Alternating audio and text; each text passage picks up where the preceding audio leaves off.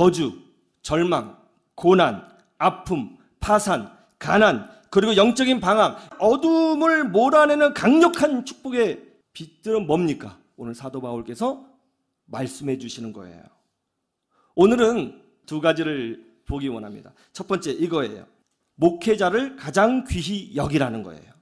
너희 가운데서 수고하고 주 안에서 너희를 다스리며 권하는 자들이 누구예요? 교회를 이끄는 목회자들을 말하는 겁니다.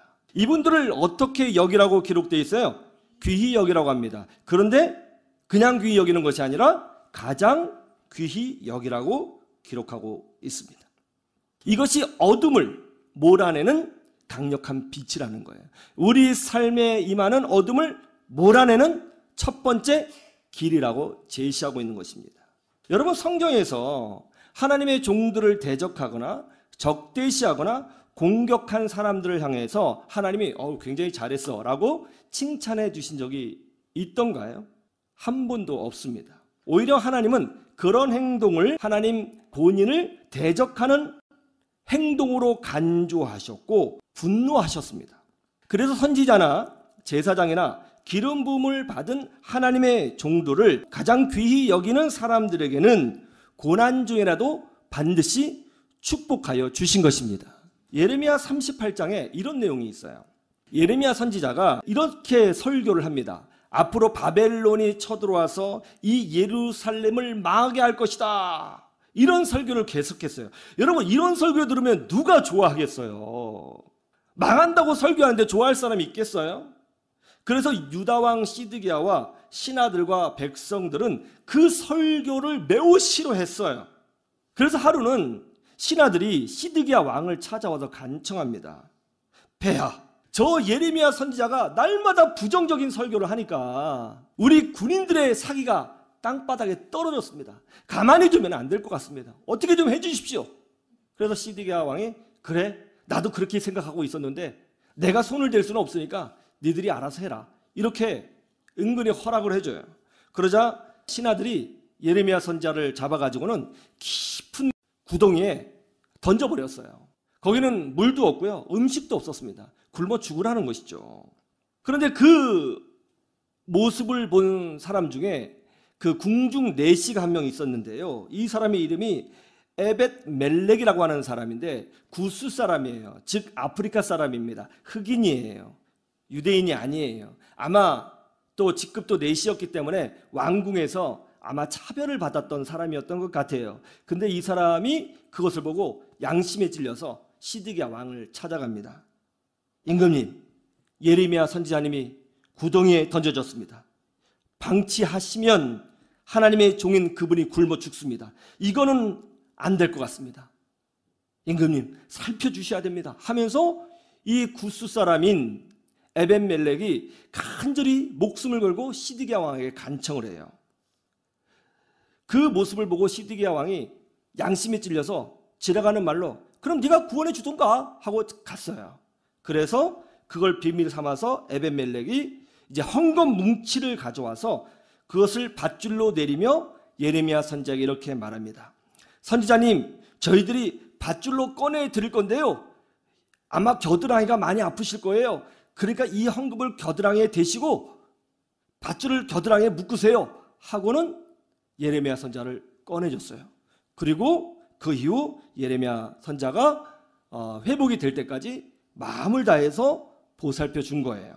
이것 때문에 에벤멜렉은 다른 신하들로부터 더 큰 미움을 받았고요, 공격을 받았고요, 손해를 봤습니다.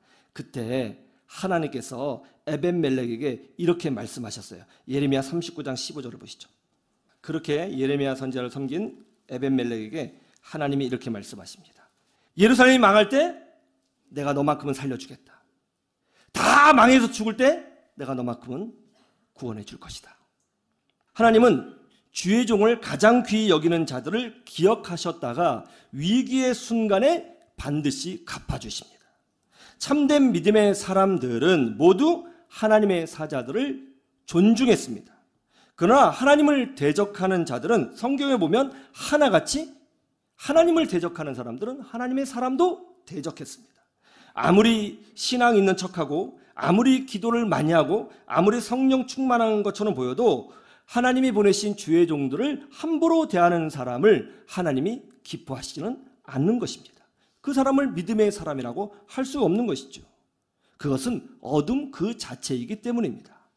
그래서 오늘 사도 바울께서는 이렇게 말씀하고 있는 거예요. 형제들아, 우리가 너희에게 구하노니 너희 가운데서 수고하고 주 안에서 너희를 다스리며 권하는 자들을 너희가 알고 그들의 역사로 말미암아 사랑 안에서 가장 귀히 여기며 너희끼리 화목하라.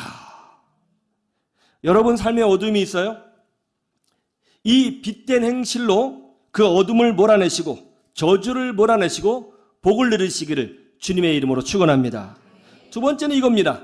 어떻게 빛을 발하냐? 너희끼리 화목하라예요. 13절 마지막 말씀의 명령이 뭐죠? 너희끼리 화목하라예요.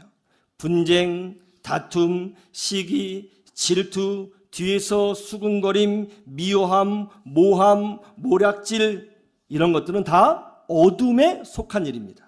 이런 것들이 내 영혼에 있거나 이런 것들이 우리 신앙에 있거나 이런 것들이 우리 습관에 있다면 거기에는 반드시 마귀가 모여들 것입니다.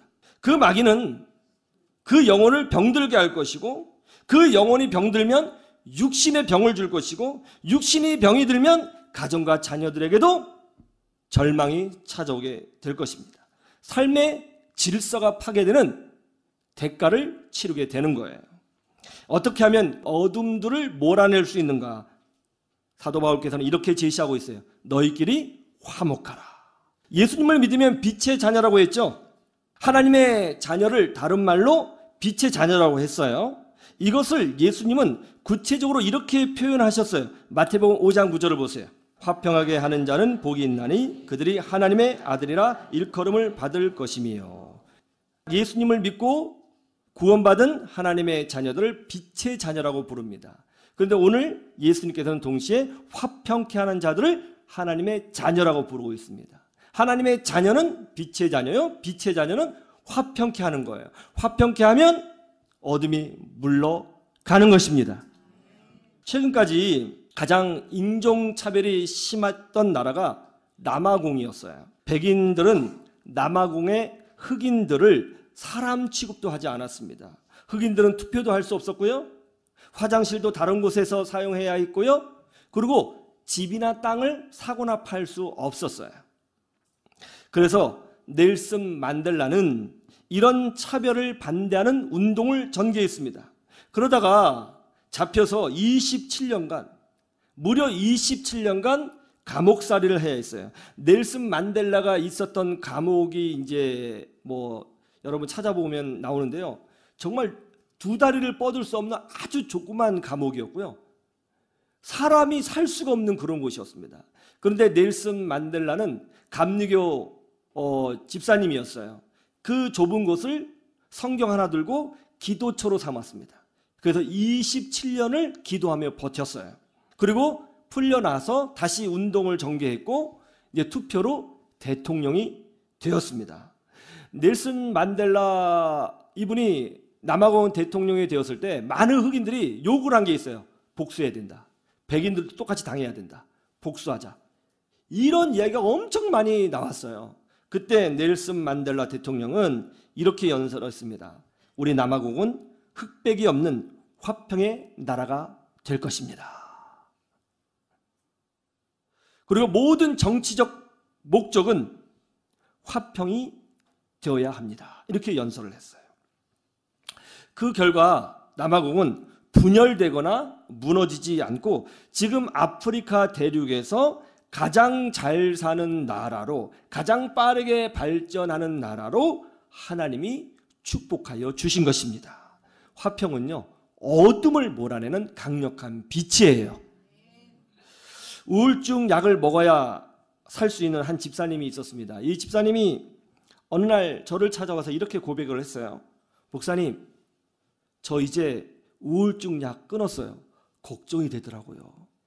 근데 걱정됐더니 그래요. 그랬더니 약을 끊은 지 1년이 넘었다는 거예요.